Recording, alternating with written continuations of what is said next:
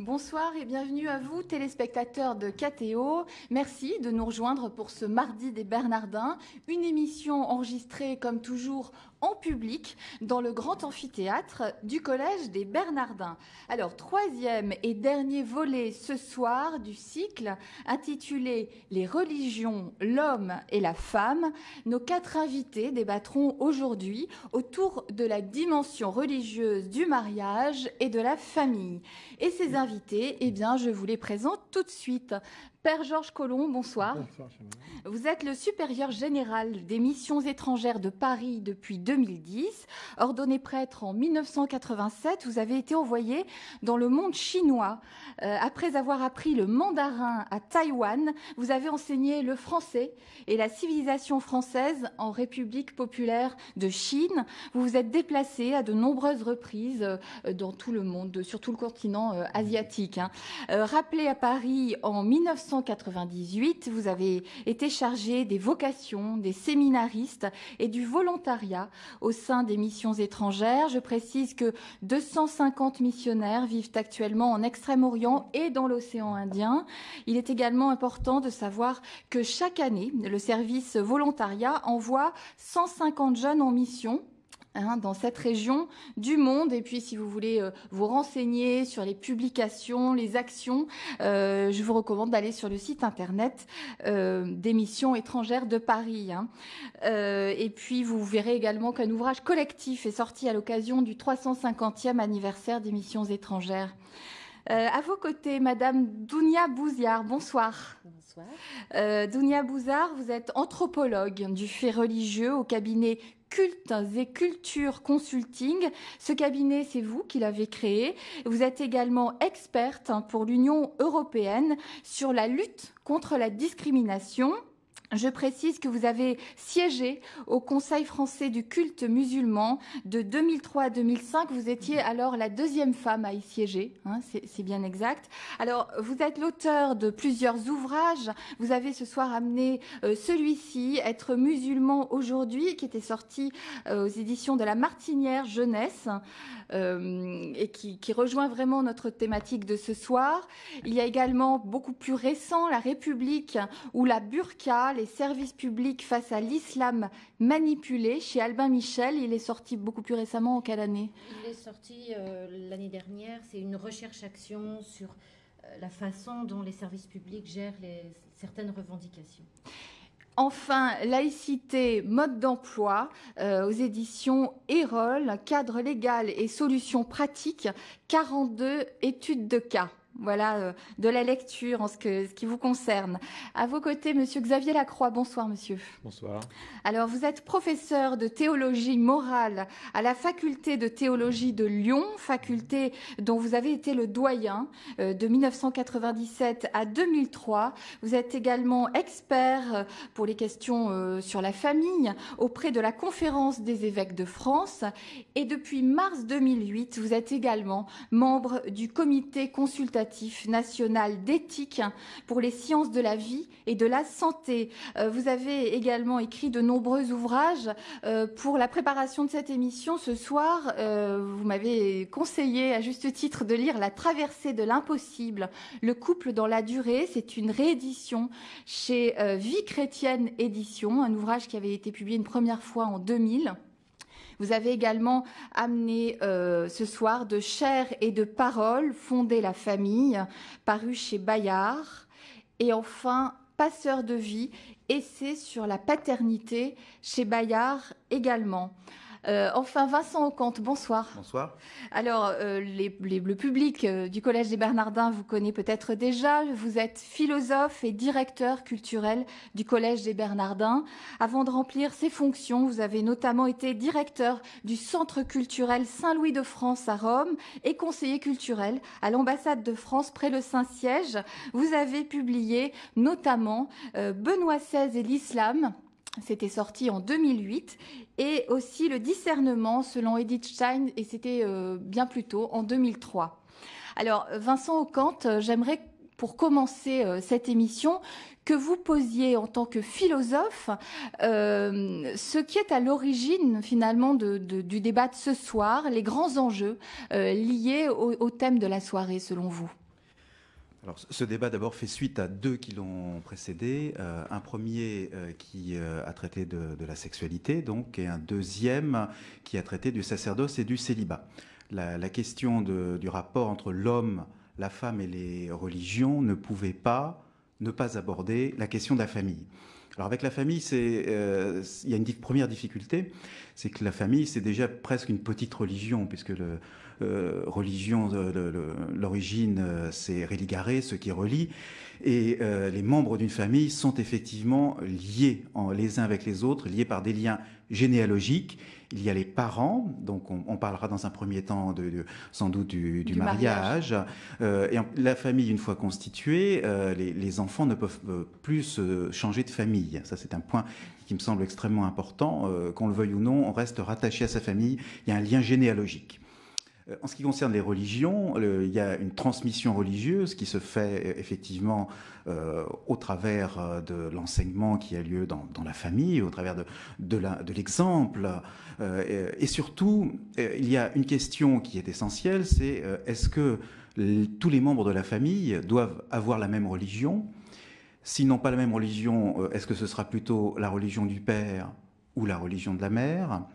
Et sinon, est-ce qu'ils auront une autre religion que leur père et leur mère? Autrement dit, la question de la rencontre entre la famille, qui est déjà une communauté microcosme, et puis les religions ouvre véritablement la question de l'homme et de la femme à l'ensemble de la société. C'est véritablement au cœur de la famille que se noue la relation de l'homme et de la femme avec les différentes religions. Et des choix identitaires aussi de chacun. Alors des choix identitaires, ça peut-être ça va rentrer en débat parce que la notion d'identité fait intervenir des notions anthropologiques et donc suppose une exploration. Donc l'identité, si on reste sur le plan psychologique, donc l'influence religieuse et culturelle des choix du père, des choix de la mère est forte sur l'ensemble des enfants et c'est clair que ça construit une identité. Cette identité peut être fermée ou ouverte. Peut-être on en aura l'occasion d'en reparler après. Alors, j'aimerais justement que pour cette première partie, on parle de la dimension spirituelle du lien conjugal, qui est bien sûr à l'origine de la famille. La vie à deux a pour les croyants une dimension spirituelle, nous allons en parler ce soir. Et je me tourne vers vous, Père Colomb, parce que j'aimerais que vous nous décriviez ce qui se passe, ce que vous constatez depuis une trentaine d'années du côté du Japon. Si je ne m'abuse, les Japonais sont nombreux aujourd'hui à vouloir se marier à l'église. Alors, comment expliquez-vous ce mouvement et puis comment la tradition shintoïste du Japon s'accommode-t-elle également de cet engouement pour le mariage chrétien? Enfin, engouement, il faut peut-être un peu modérer le... Mais c'est un phénomène social très marquant depuis de nombreuses années, vous l'avez souligné. Je ne sais pas si c'est 30 ans ou plus ou moins, mais c'est ça. Et si vous voulez... alors, d'abord, il y a une chose à noter, c'est que la conférence épiscopale du Japon admet, reconnaît. Alors, on est très exigeant pour la célébration d'un mariage, mais on admet que des non-chrétiens viennent dans une église, c'est quelque chose de très beau, pour célébrer leur union. Bien sûr, ce n'est pas un sacrement, et c'est quelque chose de très beau parce qu'il y a aussi un côté missionnaire. Et il y a un petit pourcentage parmi ces gens qui demandent le mariage qui ensuite se préparent au baptême. Et vous avez même certains pères, un de mes confrères qui est maintenant décédé, le père Kenwell, qui dirigeait un foyer de charité et qui accueillait donc ces couples-là en disant, écoutez, vous voulez vous marier à l'église, vous n'êtes pas chrétien, qu'est-ce qui vous attire? Alors, ce qui les attire, c'est à la fois la beauté, la solennité du mariage religieux, catholique. Ce qui les attire aussi, et ce qu'on leur fait découvrir dans la préparation, c'est la notion d'engagement, de la fidélité. On leur parle quand on leur fait un enseignement de tout cela. Et puis, vous savez, c'est très difficile de juger le cœur de l'homme. Qu'est-ce qui peut attirer un jeune couple, un futur couple, deux jeunes gens du Japon à vouloir se marier à l'église alors que toute leur famille et eux-mêmes ne sont pas catholiques?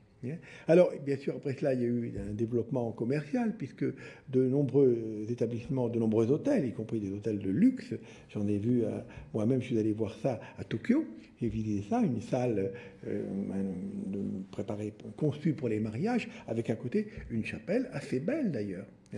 Et alors, bien souvent, ce sont des acteurs qui viennent, qui sont payés assez cher, on m'a, je crois, $100. Des acteurs professionnels, oui, vous voulez dire. $120. Ça peut être des Européens généralement ou des Américains, des Blancs. Ça peut être, j'ai lu ça dans un journal, $100 ou $120 pour la célébration d'un mariage. Alors, par exemple, les soldats de l'armée américaine, comme ça, arrivent à arrondir leur fin de mois en célébrant des mariages. Ça peut paraître surprenant, mais ça se passe comme ça. Et alors, il y a aussi des cas où ce sont des prêtres qui ont un lien avec cet hôtel et qui, avec la permission de leur évêque, acceptent de faire cela. Mais alors, bien sûr, ils ne font pas n'importe quoi. Ils ne font pas ça pour faire de l'argent. Ils font ça pour essayer d'inculquer, de transmettre à ces jeunes gens un minimum de la foi chrétienne et faire en sorte que cette union soit aussi belle que possible. Je crois qu'il y a l'Église du Japon, nous donne aussi une leçon de missionnaire. Vous disiez vous-même que ce n'était pas un sacrement dans ce cas-là, mais est-ce que ça signifie qu'au cœur des familles ensuite mariées de cette manière, il peut y avoir des prolongements, une dimension spirituelle Oui. Déjà, je pense que pour le couple qui s'est marié, si vraiment ce couple s'est marié à l'hôtel avec un acteur, je ne pense pas qu'il y ait une grande incidence. Mais si ce couple s'est marié dans une église, une véritable église, pas l'église d'un hôtel, avec un minimum de préparation, je suis persuadé, d'ailleurs il y a des chiffres qui le montrent, qu'il y a une incidence, qu'il y a une influence, et que ces gens-là, c'est une première étape, découvrent la foi chrétienne, découvrent le christianisme. Alors, vous précisiez en préparant cette émission que dans la société chinoise, l'approche de la conjugalité est tout à fait différente et qu'il y a une véritable souffrance également souvent de séparation. Vous me parliez de séparation entre les jeunes fiancés notamment, et il y a une recherche également de spiritualité dans l'union. Mais, alors, si vous voulez, en Chine, cette séparation n'est pas voulue. Elle est la conséquence des changements rapides, exponentiels qu'a connus la Chine au cours des 30 dernières années, une grande croissance économique. Et aujourd'hui, il y a de nombreux jeunes couples. Moi, j'ai personnellement des amis. L'un est à Pékin, l'autre est à Kunming, c'est-à-dire à 2000 km. Et ils se voient, je pense, à peu près 2 fois par an, pour le Nouvel An chinois et puis en été. Et leur enfant est confié aux grands-parents. Ce n'est pas un cas unique, pas du tout, c'est assez fréquent. Alors ça, c'est la conséquence d'une évolution de la société, d'un mode de vie qui s'adapte aux besoins de l'économie. On peut le regretter quand même parce que l'une des conséquences, vous l'avez deviné, c'est l'augmentation des divorces. Il y a beaucoup de divorces en Chine parce que les jeunes couples sont soumis du fait des conditions de travail et de la vie économique à des exigences qui sont parfois incompatibles, me semble-t-il, avec le mariage tel que nous le demandons, tel que l'Église le demande. Oui. Alors, avant de continuer sur ce thème du mariage, je ne sais pas si l'un de vous a envie d'intervenir ou de questionner le père Colomb. Non, bon, peut-être un... Moi, je suis curieux de savoir ce qui pousse certains, ces Japonais, parce qu'il y a un mariage shintoïste traditionnel qui doit être très beau, très, très en couleur, très, très, très, très, très attirant. Qu'est-ce qui les pousse à opter pour... Est-ce que c'est l'attrait de l'Occident qu'est-ce qui les entraîne derrière le fait en plus que ça soit une vraie pièce de théâtre Vous avez raison d'abord de souligner que le mariage traditionnel est très beau. Moi, j'ai jamais assisté à un mariage au Japon traditionnel, pour tout vous dire. Mais en Chine, j'ai assisté à plusieurs mariages traditionnels de la part d'amis qui n'étaient pas chrétiens, ou, dans un cas, le mariage d'une jeune fille britannique qui était catholique, romaine, avec un jeune chinois qui, lui, ne partageait pas sa foi. Et avant la célébration à l'église, il y a eu une célébration dans le cadre traditionnel. Et effectivement, c'est très beau, toute la famille est là, les parents sont là, on s'incline devant les parents 3 fois, on promet obéissance, enfin, il y a un échange des consentements. C'est quelque chose de très joli aussi, ce mariage confucéen, on pourrait dire. Vous savez que l'importance de la famille dans le monde confucéen n'est pas à souligner. Elle est très... contrariée par l'évolution des conditions de vie dans plusieurs pays d'Asie, mais elle demeure quand même quelque chose d'assez présent, surtout dans la Chine traditionnelle, dans la Chine des campagnes. Alors, pour répondre à la deuxième partie de votre question, qu'est-ce qui pousse ces jeunes c'est très... Moi-même, je vous avoue que je n'ai pas la réponse. Je pense qu'il y a plusieurs motivations. Alors, il peut y avoir l'attrait ou la mode de l'Occident. je ne pense pas que ce soit le facteur dominant. Non, je pense qu'il y a, si vous voulez, ils découvrent dans cette célébration-là, hein, quand ils s'intéressent un peu de près, quoi, la notion d'engagement est importante pour eux quand même, hein, de fidélité.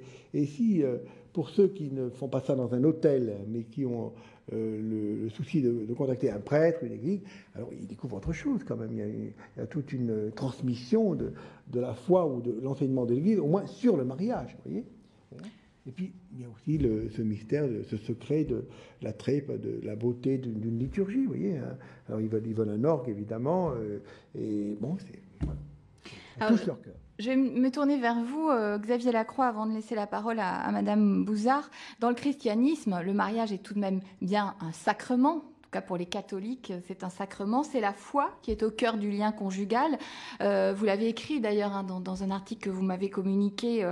Et j'aimerais surtout, pour commencer, que vous développiez ce thème de la fides, qui peut se traduire par 3 termes qui sont complémentaires: fidélité, confiance, foi, et nous expliquer pourquoi finalement cette fides est au cœur du lien conjugal. Vous avez presque déjà dit l'essentiel. Oui. Disons qu'en centrant la partie de l'émission qui commence sur le mariage, vous faites un travail, un choix, qui est un peu celui qu'a fait le christianisme et la Bible depuis 25 siècles, 26 siècles ou plus, de penser que le fondement de la famille, c'est le couple conjugal.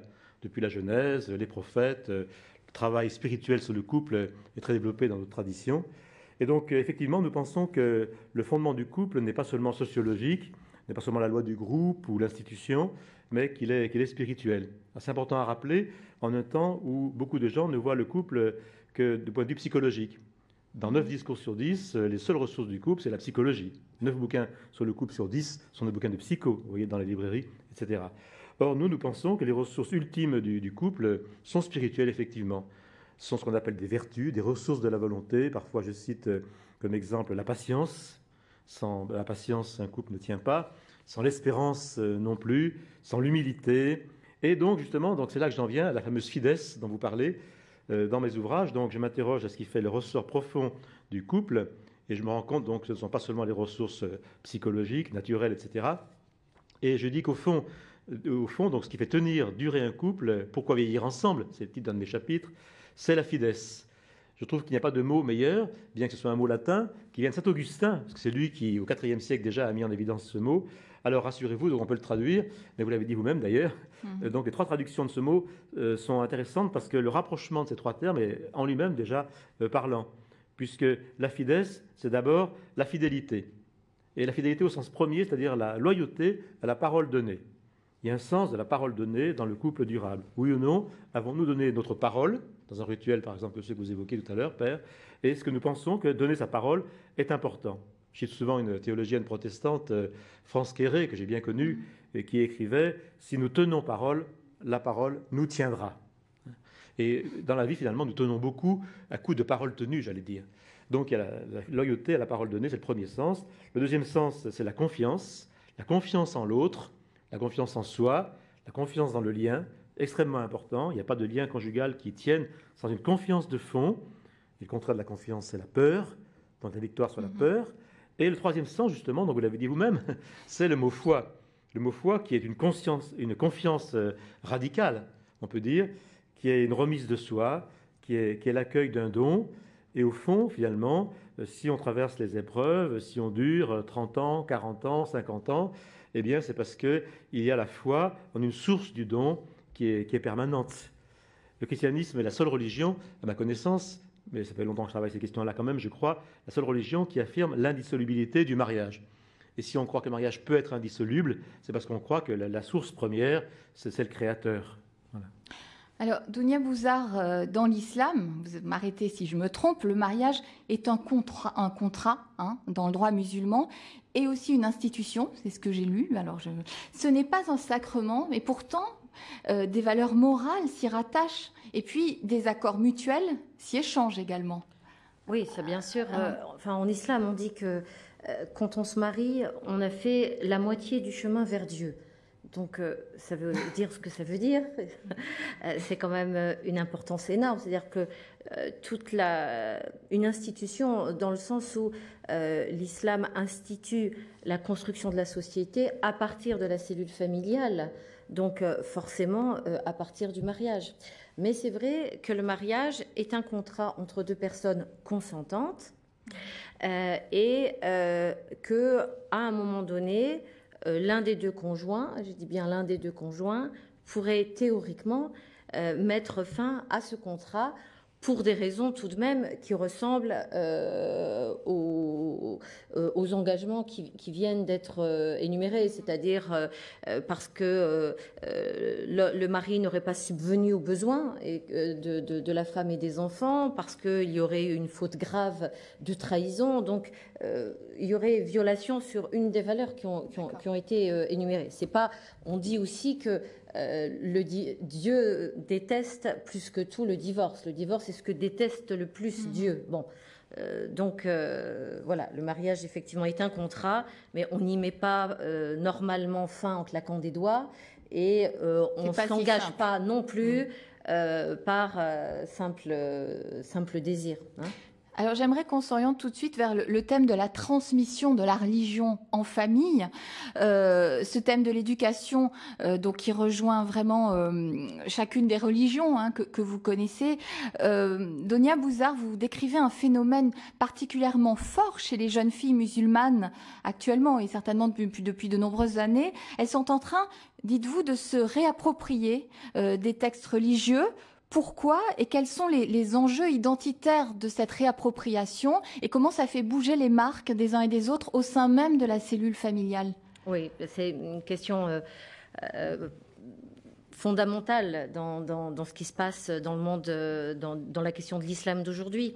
C'est qu'effectivement, les immigrations ont fait venir toute une série de musulmans en Europe, comme on le sait, et ces femmes sont passées d'une culture de clan, d'une culture de type clanique, où c'est le clan qui décide de la place, du rôle, de la fonction de l'individu quand il vient au monde, selon des critères bien précis, et où c'est le clan qui décide ce que l'islam dit, à des sociétés européennes où ici, on apprend à dire « je ». Et je vérifie ce que le clan me dit, que l'islam dit. Donc une volonté de l'individu qui a... Alors certains qui rejettent la religion, qui choisissent de ne plus rester croyants, et d'autres parce qu'ils vivent avec des non-musulmans depuis l'école maternelle, parce que ça je pense qu'on le doit à notre système français, je ne le retrouve pas en Angleterre, je ne le retrouve pas en Allemagne, parce que depuis l'école maternelle, ces enfants sont mélangés avec des enfants qui sont chrétiens, juifs, agnostiques, athées.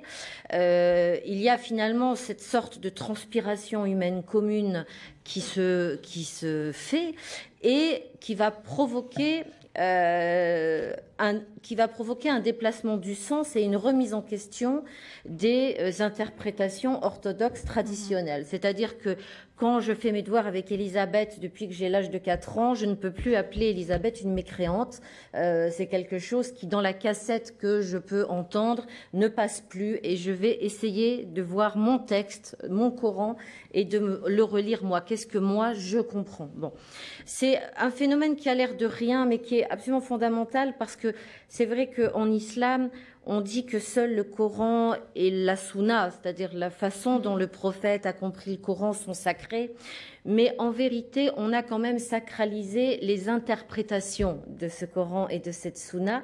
Et pour des tas de raisons, le fait de remettre en question la façon dont certains savants ont fixé des interprétations dans des pays qui, en plus, étaient musulmans non démocratiques, a guère été possible. Donc, ce qu'on appelle l'ijtihad en islam, le raisonnement, le qu'est-ce que je comprends, se remet en place parce qu'on arrive dans une société non musulmane, parce qu'on vit avec des non-musulmans, parce qu'on a appris à dire je, parce qu'il n'y a plus de clan qui régule. Ce qui mène au pire comme au meilleur. Hein. Attention, parce que l'absence de clan qui régule, ça mène au meilleur, comme je viens de le dire, parce que ça laisse un espace de liberté. Et donc, je peux remettre en question, faire la différence entre tradition et religion, et dire à papa et maman ce que tu me présentes comme sacré est en fait la tradition de ton petit village. J'ai le droit de la remettre en question. Et donner lieu à un échange au sein même de la famille. Un échange où des fois c'est l'enfant qui est plus subversif et qui va dire à maman mais rien ne t'obligeait de rester à l'intérieur, être une bonne musulmane c'est être ingénieur, par exemple.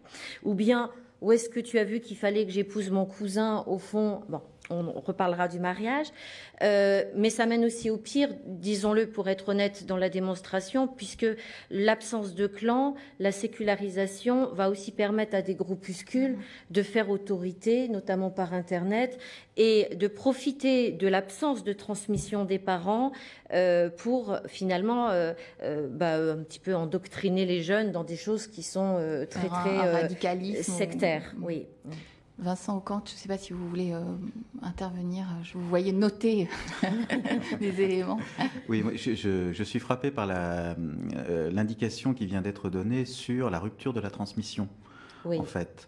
Et je crois que ça, c'est quelque chose d'important, avec à la fois les côtés positifs et les côtés négatifs. Donc, c'est clair que la famille, une de ses missions, c'est bien de transmettre les valeurs qui ont été les valeurs fondatrices des générations précédentes. S'il y a une rupture, c'est à la fois une chance et un risque. Et de ce point de vue-là, y compris sur le plan religieux, finalement. Mais je pense que c'est ce qui fait la complexité de l'islam qu'on va appeler bricolé aujourd'hui en Europe. C'est que finalement, les jeunes filles se sont retrouvées, surtout les jeunes filles, dans une espèce de monde bipolaire où soit elles adhéraient aux valeurs de leurs parents sans pouvoir les remettre en question, qui étaient présentées comme les valeurs traditionnelles sacrées, soit elles revendiquaient une autonomie, une modernité, et finalement l'ensemble de leurs interlocuteurs voyaient ça comme si elles allaient trahir le groupe d'origine. Donc il a beaucoup de jeunes filles, contrairement à ce que les médias ont pensé, sont passées par la religion pour remettre en question les traditions de papa et maman sans se sentir des traîtres. C'est-à-dire pouvoir dire à papa et maman, je ne suis pas une autre, je ne suis pas devenue, comme dans certaines familles, j'entendais Marie-Cécile, je suis bien restée une des vôtres, je fais bien partie de votre héritage et de votre filiation, mais j'ai bien regardé, l'islam dit que je peux aussi être ingénieur, faire des études, etc. Et du coup, c'était une façon de remettre en question les valeurs des parents. C'est un système qui n'a pas du tout été appréhendé comme ça par les parents, ce qu'ils appellent par les médias. Ce qu'ils appellent le retour à l'islam, pour eux, était au contraire les parents qui allaient au contraire enfermer les enfants. Alors, Xavier Lacroix et Père Colomb, j'ai envie de me tourner vers vous pour vous demander si finalement ce travail de relecture des textes sacrés, une fois que l'éducation religieuse a été faite en famille, au catéchisme, c'est finalement pas un bienfait également, et se confronter avec la réalité contemporaine, se réapproprier les textes sacrés. Est-ce que c'est pas spécifique à tout croyant éclairé finalement? Est-ce que pour être bien informé au sujet de sa religion, il faut pas faire ce travail-là? Ah oui, donc le XXe siècle accentue cela, mais c'est vrai depuis le début du christianisme. Depuis le début du christianisme, rien n'est au-dessus de la conscience, de la liberté. Le thème de la liberté est très fort, notamment. On n'a pas attendu le XVIIIe siècle pour mettre en avant la conscience et la liberté. Donc, dès Saint Paul, enfin, rien n'est au-dessus de cela. Donc, ceci est beaucoup accentué maintenant, parce qu'avec la modernité, comme rappelait Madame Bouzard, évidemment, donc chacun examine par lui-même, et ça ne fait qu'accentuer le fait qu'il n'y a pas de transmission directe de la vérité. Cette phrase est de Kierkegaard, un de mes maîtres, il n'y a pas de transmission directe de la vérité. Et forcément, cet échange participe également de la dimension spirituelle. Par transmission, il y a un risque que l'autre dise non, forcément. Et donc que l'autre prenne des chemins qu'on ne prévoyait pas. Ça, c'est absolument intrinsèque à la transmission. C'est le mystère de la liberté humaine qui est profondément respecté dans notre foi chrétienne. Donc cela dit, je pense quand même qu'il y a quelques actes qui peuvent être des médiations, des relais, des intermédiaires. Je pense que notamment donner accès à la lecture de l'écriture, que vous évoquiez tout à l'heure, la connaître. Il y en a tellement qui ignorent tout de l'écriture. Ou la reconnaître, ou la relire. Des actes élémentaires, comme par exemple la prière en famille. Moi, personnellement, je tiens beaucoup, par exemple, aux bénédicités. Cette prière avant le repas, qui, à mon sens, change le sens du repas. D'un acte qui pourrait être un acte animal, on fait un acte de communion spirituelle. Ça change tout. Et j'ai la conviction que quand des actes de prière ou des actes religieux ont été transmis dans la prime enfance d'un enfant, il restera forcément quelque chose. C'est comme une semence qui est quelque part, qui est liée à la vie, qui va avec la vie. Et forcément, ça laissera des traces. Mais à condition, évidemment, que pour les parents aussi, ce soit lié à la vie. Que ce soit leur vie même qui transmette en transmettant cette foi, cette religion. Et à condition que ces actes ne soient pas déconnectés également de la vie quotidienne et pas plaqués. Voilà. Bon, il y a forcément un écart, parce que ce que l'on croit est tellement au-dessus de ce que l'on vit. Il y a forcément un décalage, forcément, je crois. Mais en même temps, quand même, qu'il n'y ait pas contradiction, enfin, qu'on n'ait pas l'air, évidemment, de dire blanc et de faire noir, bien entendu. Père Collomb, sur ce thème de la réappropriation. Ce que dit Xavier Lacroix. Il me semble qu'aujourd'hui, si vous voulez, dans la période que nous vivons actuellement, la question est la suivante, c'est que on peut s'approprier la foi, mais pour se l'approprier, il faut au moins qu'elle ait été transmise. Or, le drame de notre société aujourd'hui, c'est que la foi n'est plus transmise. De tout temps, on a transmis la foi, et de tout temps, bien à n'importe quel âge, on a décidé de se l'approprier, de faire une foi personnelle. C'est plus la foi de papa et maman, c'est plus la foi de monsieur le curé, c'est ma foi à moi. Mais aujourd'hui, il suffit de regarder les chiffres des enfants qui sont catéchisés, on peut employer le mot catastrophe, quoi. Donc, vous voulez dire qu'elle n'est plus transmise en famille? Elle n'est plus transmise en famille, elle n'est plus transmise de manière institutionnelle non plus. Il y a beaucoup moins d'enfants catéchisés dans les aumôneries, dans les écoles catholiques qu'il ne l'était autrefois. Et il y a beaucoup moins d'enfants confirmés dans les diocèses également. Alors on fait des grands rassemblements, et c'est bien, on a raison de le faire, mais il ne faut pas cacher la réalité. Il y a une baisse des jeunes gens confirmés, et il y a une baisse de l'effectif des jeunes gens qui sont catéchisés. Oui, alors je pense que ça c'est une vraie question, enfin pour nous pasteurs, c'est une question qui est très importante, parce que le fait qu'une foi soit à l'âge de 15 ans, 16 ans, 17 ans, et c'est pour ça d'ailleurs qu'aujourd'hui on demande que la confirmation soit célébrée un peu plus tard, que les jeunes gens éprouvent le besoin d'exercer leur esprit critique et de faire un pas supplémentaire en disant ben oui, c'est ma foi, ou bien au contraire, pendant des années de ne plus aller à l'église. C'est leur liberté, et c'est la grâce et la beauté justement de l'église de permettre cela. Mais le drame, c'est qu'il y a une rupture. Alors je pense que c'est dû à un phénomène générationnel. Alors certains sociologues disent que ce sont les enfants de la génération de mai 68. Peut-être que c'est ça, je ne sais pas, mais c'est peut-être le fruit de cette génération-là où on a dit bon ben on va les laisser choisir. Pour choisir, il faut avoir le choix. Mais quand on a le choix entre rien et rien, cette question du choix, avant de l'aborder, Xavier Lacroix. Oui, une des racines du problème est qu'il est plus facile de transmettre l'esprit critique que les convictions profondes. L'esprit critique, donc, ce sont des outils d'analyse que l'on hérite de la culture moderne, donc qui critiquent la religion, qui critiquent l'écriture sainte, etc. Donc là, ça se transmet facilement, parce qu'au fond, on a entendu, puis on retient, voilà, bon, la Bible n'a pas été écrite du temps de Moïse ou d'Abraham, bon, on retient ça. Mais en revanche, transmettre les convictions profondes, c'est beaucoup plus difficile. Ça suppose que soi-même déjà, on ait réfléchi, qu'on soit vraiment approprié la foi, et notamment qu'on ait accédé à une certaine intelligence de la foi. Il me semble que trop souvent, les adultes restent encore à une foi d'enfant. Alors quand les adolescents les interrogent, eh bien, ce qu'ils répondent paraît vraiment insuffisant à l'adolescent. Une foi adulte, c'est une foi qui se réfléchit et qui est capable de répondre à des questions difficiles. Par exemple, si un jeune pose des questions sur la relation de la théorie de l'évolution et le livre de la Genèse, eh bien, il ne faut pas rester bouche bée, il faut être capable de dire que les deux sont compatibles, que Genèse 1 et 2, ce ne sont pas des textes scientifiques, etc., dire pourquoi, le genre littéraire de ce texte-là. Donc, on pourrait prendre de multiples exemples. Le fait d'avoir réfléchi soi-même sa foi, d'avoir intériorisé l'esprit critique, permet de répondre, d'argumenter. Vous savez, un auteur célèbre dans les années 50 avait écrit un livre qui s'appelait « La foi n'est pas un cri ». Donc, c'est important que l'intelligence suive et qu'on puisse argumenter face aux questions de nos grands adolescents. Oui, Dounia Bouzard.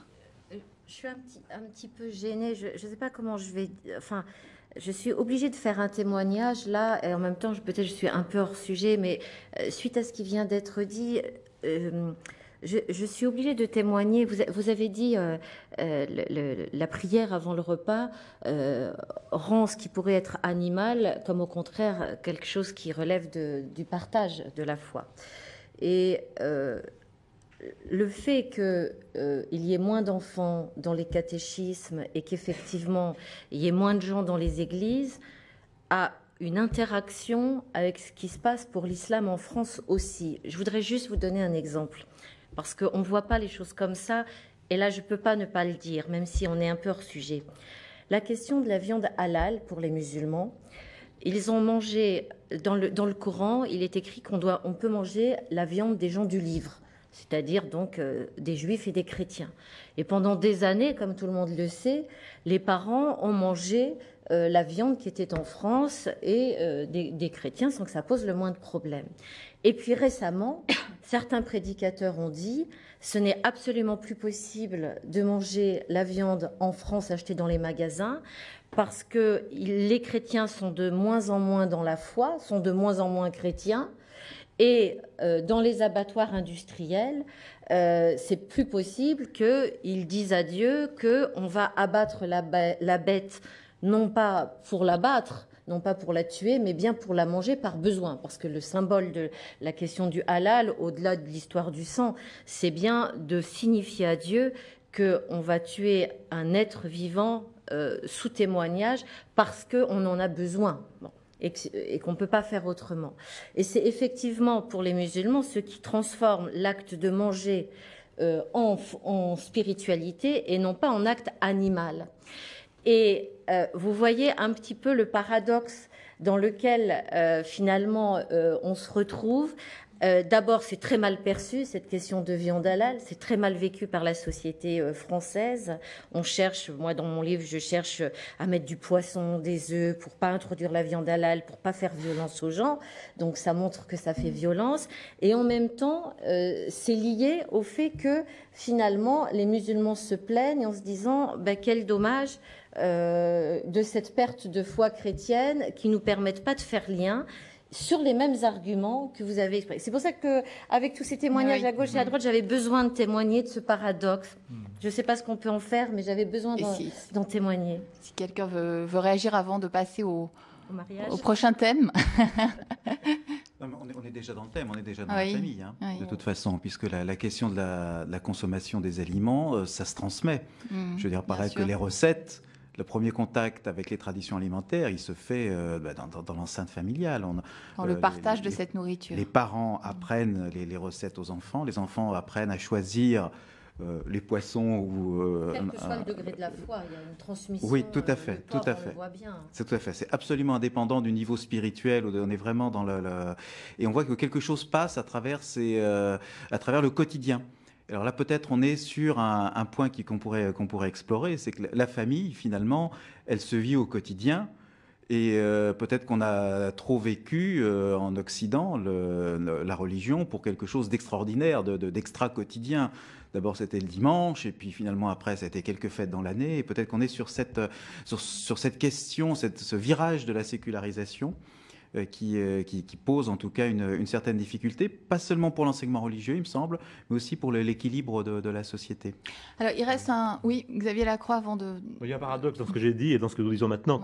C'est d'un côté l'importance de la réflexion, de la médiation de la raison, de l'intelligence, et de notre côté, ces actes tout simples, comme une prière, comme des rites, qui sont au-delà de la réflexion, par lesquels se transmet beaucoup de choses, évidemment. Mais oui. Alors, il y a une question également, un point très important qui se pose à de nombreux croyants, c'est la question du choix de la religion pour des enfants devenus adultes, des adultes qui veulent se marier avec une personne qui n'est pas de la même confession ou qui n'a tout simplement pas de religion. Et Père Colomb, j'aimerais aborder ce point avec vous, cette question de la liberté religieuse pour les chrétiens. Comment ça se passe en Asie? Doit-on choisir entre sa religion et sa famille, entre son futur mari et sa famille? Est-ce que ces questions-là sont fortes? Alors, dans l'Asie confesséenne et bouddhiste, si vous voulez, bon, bien sûr, il y a des mariages entre chrétiens, donc c'est relativement simple. Il y a de nombreux mariages mixtes, c'est-à-dire des mariages entre des chrétiens et des bouddhistes ou des gens qui sont même pas bouddhistes, qui sont confesséens. Et alors, ça se passe assez bien. Et ça, je trouve même que c'est assez exemplaire.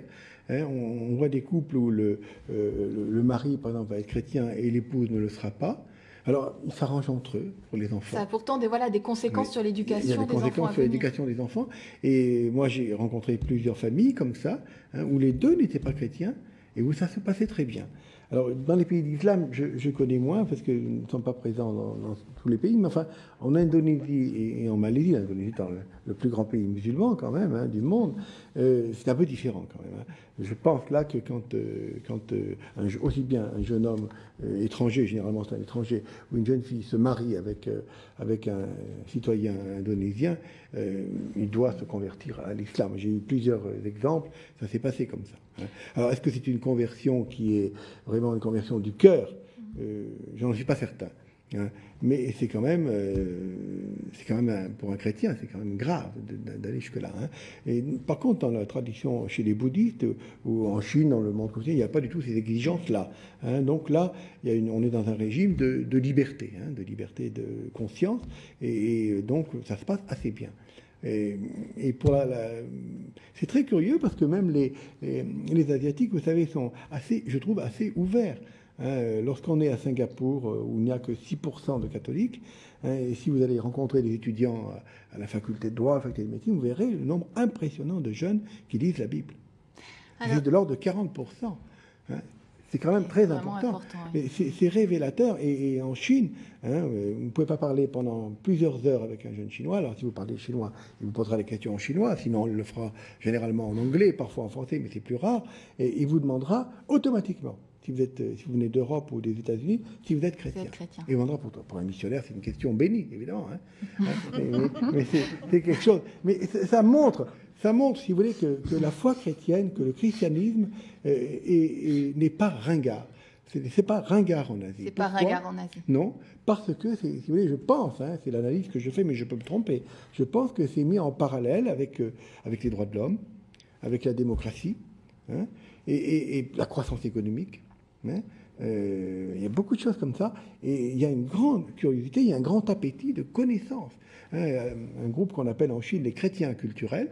Alors, c'est une appellation qui n'est pas très juste, parce qu'ils ne sont pas chrétiens, parce qu'ils ne sont pas baptisés. Mais ils sont tellement intéressés au plan culturel par le christianisme qu'on les appelle les chrétiens culturels. Ils vont assister à des conférences, il y a des prêtres qui font des conférences, qui parlent de la Bible. De nombreux théologiens allemands sont traduits à Hong Kong et exportés en Chine comme ça. Et c'est un public intéressant, hein, notamment dans les universités. Alors, Dounia Bouzard, je vous sais alerter, vous me l'avez dit hier, par des mails, de nombreux mails, sur cette question des mariages entre personnes qui n'ont pas la même religion, et puis ensuite de l'éducation des enfants qui naîtront de ces alliances. Alors, pour aborder ce sujet, il faut repartir du Coran, qui effectivement permet à l'homme d'épouser une juive ou une chrétienne, et il a comme devoir de mettre en place les conditions pour qu'elle puisse pratiquer sa religion. Donc là, il n'est pas question de la convertir. On parlera des enfants après. Et au contraire, l'interdiction pour une femme d'épouser un non-musulman. Pour des raisons assez simples, selon comment on lit le Coran, qui sont tout simplement qu'à l'époque, l'homme est chef de famille parce que, le verset explique, il est chef de famille parce qu'il est seul à travailler et à subvenir aux besoins de la famille, et que, partant de là, il lui incombe la responsabilité de la famille. Et on part du principe que celui qui travaille va commander la famille et donc va imposer sa religion. Ce qui explique que dans ce modèle anthropologique, forcément, le père de famille doit être celui qui va faire la continuité de l'islam. La question, évidemment, alors, il y a une parole tout à l'heure qui m'a touchée, c'est la vérité ne vient pas directement. C'est pas tout à fait ça la phrase. Il n'y a pas de transmission directe. Il n'y a pas de transmission directe de la vérité. Ce que j'ai voulu expliquer tout à l'heure avec la sortie du clan pour dire je, c'est que, et ce n'est pas rien non plus dans l'histoire de l'islam, c'est que cette arrivée en Europe permet de prendre cette conscience-là chez les musulmans européens, de culture européenne, j'entends, hein, ceux qui sont nés, socialisés, notamment en France. Parce que quand ils ouvrent le Coran, si je ne comprends pas la même chose que mon arrière-grand-mère, je prends conscience que même si le message est divin, si j'estime que mon texte est divin, eh bien l'interprétation est toujours humaine et l'interprétation est toujours le fruit d'une interprétation du monde, de ce que je vis, de ce que je suis. Bon, c'est une prise de conscience dans l'histoire musulmane qui est assez récente, hein. Donc ça, c'est quelque chose d'important. Et sur l'action du mariage, eh bien, le phénomène se produit. C'est-à-dire que des jeunes filles qui sont en train de faire des études se disent « Qu'est-ce qui est sacré dans le Coran ? Est-ce que c'est l'objectif que Dieu poursuivait pour effectivement que l'homme qui était à l'époque le chef de famille, que l'islam ne se perde pas et que les femmes soient protégées, ou est-ce que ce qui est sacré, c'est l'objectif que Dieu met en place à cette époque-là ? C'est-à-dire, est-ce que c'est le moyen qui est sacré ou est-ce que c'est l'objectif poursuivi par Dieu ? Et à partir de là, il y a un débat. Donc, effectivement, moi, j'ai des jeunes filles très croyantes et très pratiquantes qui m'écrivent sur Facebook en me disant... Je suis amoureuse. Alors, c'est quand même aidant qu'il s'agisse d'un croyant. Ça arrive qu'elle tombe amoureuse d'un non-croyant. Mais enfin, généralement, c'est un chrétien, catholique ou protestant. Et elles écrivent en disant, moi, j'ai bien réfléchi. Je pense qu'aujourd'hui, on est à égalité, on travaille tous les deux, personne est supérieur à l'autre puisqu'on est sorti de ce contexte-là. Donc, il me semble que je peux tout à fait l'épouser. Ça fait 3 ans, on est un couple bien installé. C'est vraiment ma moitié, même si s'arrêter au prophète d'avant, peu importe, on a le même Dieu. Et pour les enfants, on s'est entendu, parce que c'est là que le bas blesse, on s'est entendu. Il m'a promis qu'on ferait le catéchisme, mais que je pourrais continuer jusqu'à Mohamed, donc je finirai le catéchisme et qu'on pourrait discuter à plusieurs sur Jésus, parce que c'est là qu'il y a un grand débat, mais au fond, peu importe, les valeurs sont sensiblement les mêmes. Mais il m'a promis qu'on irait jusqu'à Mohamed dans le catéchisme. Et à partir de là, pour moi, il est plus musulman que certains qui se prétendent musulmans. Bon. Seulement, les familles et tous les imams traditionnels, d'ailleurs, si certains m'entendent, vont avoir les cheveux qui se dressent sur la tête en se disant « mais qu'est-ce que c'est que cette histoire ?» Parce que c'est bien marqué que, noir sur blanc, une femme ne peut pas épouser un non-musulman, point barre. Xavier Lacroix, comment l'Église peut-elle entendre ce type de démarche ? Oui, donc les mariages entre chrétiens ou catholiques et non chrétiens, non baptisés sont de plus en plus fréquents. Je ne connais pas beaucoup le terrain dans ce domaine-là. Ce que je sais, c'est 2 choses. La première, c'est que dans les milieux pastoral, familial, pastoral du mariage, on travaille de plus en plus ces questions-là. Dans chaque diocèse, il y a un service spécialisé pour aborder ces questions-là. La deuxième chose, c'est que ceux qui s'engagent dans une telle voie, donc un mariage entre un baptisé et un non baptisé, dans le présent, parfois, ils ne sont pas conscients des difficultés auxquelles ils vont s'affronter. C'est l'amour, le grand amour, l'autre est beau et magnifique, on croit que ça va s'aplanir facilement.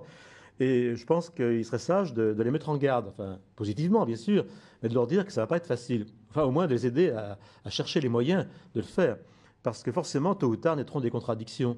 Des contradictions entre chaque religion qui voudrait garder les enfants, surtout si l'un des deux tombe sur un autre qui est de tradition beaucoup plus stricte.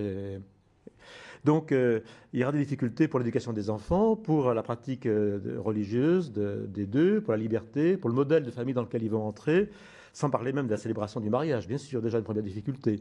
Donc, je pense qu'il est important de voir quand même que c'est une grosse difficulté que l'on va avoir à affronter ensemble. Ça peut être une chance pour un couple, parce qu'il y en a donc vraiment qui en font presque leur vocation première, d'arriver à trouver une voie commune. C'est très beau comme vocation, mais ça demande vraiment quand même d'en prendre les moyens. Je sais, Vincent Ocante, que ce thème justement de la transmission de la religion vous intéresse. Est-ce que vous pouvez conclure, pourquoi pas, parce qu'il nous reste 2 minutes 30. Alors, je vais laisser la parole aussi aux autres intervenants pour conclure. Moi, ce qui me frappe, c'est qu'on a insisté tout au long de cette émission sur la question de la transmission comme quelque chose d'essentiel. Les familles ont comme mission première de transmettre leurs richesses, leurs valeurs, chacune dans son référentiel religieux d'origine. Je note aussi que cette transmission ne veut pas dire un enfermement. Je crois que tout le monde est d'accord là-dessus. C'est un bagage nécessaire qui doit permettre après aux individus de redécouvrir eux-mêmes leur propre foi, peut-être de se réorienter eux-mêmes si, au fond de leur cœur, ils souhaitent se réorienter dans une direction ou dans une autre. Xavier Lacroix insiste beaucoup d'ailleurs sur cette nécessité de l'ouverture de la famille vers le tiers, vers la société. Oui, donc il y a un mot qui a été prononcé plusieurs fois ce soir, qui est le mot communauté, sur lequel on aurait pu rester davantage. L'intégration de la famille dans une communauté me paraît extrêmement importante. Bien sûr, c'est une source de difficulté quand ce sont des communautés contradictoires, mais c'est aussi une source de richesse, parce que pour alimenter la vie du couple et la transmission, l'appartenance à un plus grand corps, un réseau plus large que la famille me paraît très importante. Pour reprendre les termes de M. Ockhant, un philosophe lyonnais, Jean Lacroix, distinguait famille close et famille ouverte. Et vous devinez bien sûr quelles sont celles qui sont les plus vivantes. J'ai envie de terminer en citant un de vos articles, Dounia Bouzar. J'ai l'impression que tout le monde arrivera à être d'accord ce soir sur ce que vous écrivez. Si on ne se rappelle pas qu'on ne rencontre jamais des cultures ou des religions, mais toujours des individus qui s'en sont appropriés différents éléments en constante évolution et interaction les uns avec les autres pour se construire, si l'on ne se rappelle pas de l'existence d'un dialogue entre chaque être humain et son texte sacré, on réduit l'autre à une définition qui n'est pas la sienne, on lui enlève sa place de sujet, on pense à sa place, on l'enferme, vous parliez d'enfermement, dans un espace prédéfini, posé comme une hérédité dans lequel tout peut s'expliquer. Ça, je crois que dans tout ce que vous écrivez, c'est très important de l'avoir à l'esprit. C'est vrai que justement la jeune génération a du mal à être définie à partir de ce qui se passe dans les pays musulmans, alors que ce sont des jeunes qui ont écouté les mêmes films, regardé les mêmes musiques et qui ont une foi souvent très développée. Enfin, certains ont une foi très développée, mais il faut qu'on les laisse penser leur religion à partir de ce qu'ils vivent ici et pas les enfermer. Moi, je parlerai plus de communauté nationale. C'est vrai que paradoxalement, on a tellement accusé les musulmans d'être communautaristes que nous, on a plutôt des réflexes à dire mais qu'est-ce qu'on se ressemble tous, même avec les gens agnostiques et athées. On a plutôt des dialogues comme ça, mais bon, c'est circonstanciel. Très bien. Je vous laisse intervenir ou c'est bon, vous avez...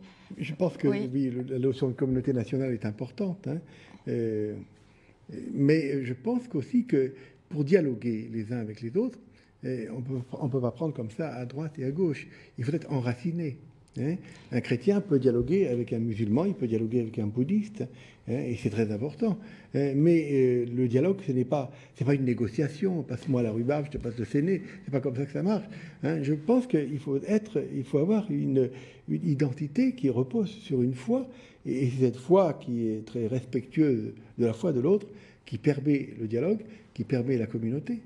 Alors, on va s'arrêter là. Le débat se poursuit dans la salle. Cette émission est maintenant terminée. Merci vraiment, tous les quatre, d'y avoir participé.